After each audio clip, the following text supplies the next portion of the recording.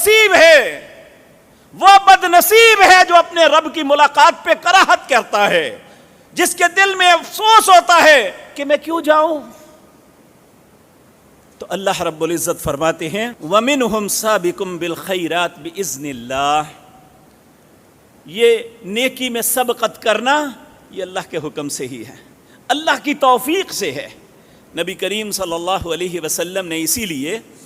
حضرت معاذ بن جبل نے جب یہ کہا تھا نا میں آپ سے محبت کرتا ہوں، تو آپ نے فرمایا اگر تمہیں مجھ سے محبت ہے تو فی کل دبر صلاۃ، اپنی ہر نماز کے بعد اللہ سے یہ التجا کرنا، کیا؟ ربی اعنی علی ذکرک و شکرک و حسن عبادتک، اے اللہ مجھے توفیق دے میں تیرا ذکر کر سکوں،